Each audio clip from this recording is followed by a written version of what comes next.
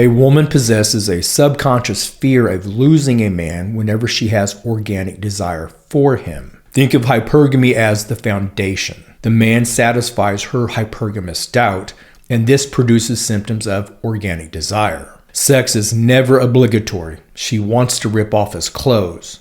But that's just one symptom. Because hypergamy is a biological need, she also displays symptoms such as deeply felt respect and loyalty, all of which produce a subconscious fear of loss. She's not consciously anxious about losing the man, but the result of him being her absolute best instinctively causes her to act in such a way to ensure she doesn't lose him, which means enthusiastic sex, respect, and loyalty are reflexive behaviors for her. Lacking these symptoms means she lacks organic desire. She comes home from work and the first thing out of her mouth is some petty criticism, or the sex is okay but she doesn't feel like ripping his clothes off, or loyalty is questionable since she can't help but to flirt a little here and there. The man is not her first choice and she's trying to make it work for the sake of security but without real desire. This never works out in the long run,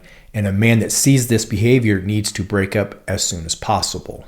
Men also possess this innate fear of loss for a woman that they are completely invested in, but a man's desire manifests itself differently. A woman's desire is first emotional, and then sexual desire develops from that emotional perception. For a man, it's the opposite. Desire is first the simple need for sex, and then an emotional desire develops from there. Think of the difference between and erotic literature. They both serve the same sexual purpose, but for men it's just about the physical aspect, whereas romance novels create a full story since the woman requires emotional development to accompany the sex. So even when a woman is knowingly engaging in hookup sex, she still has an emotional perception of the affair. Just like a romance novel, he's the hot guy that sees her as something special. Even the most promiscuous of women backfill a fantasy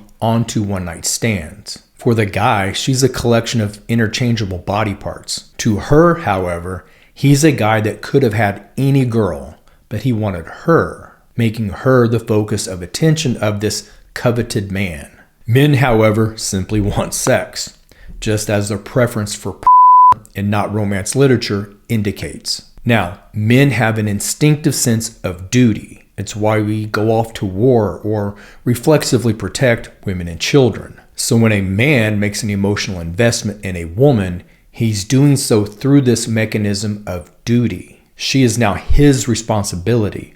Protecting her becomes part of his identity even.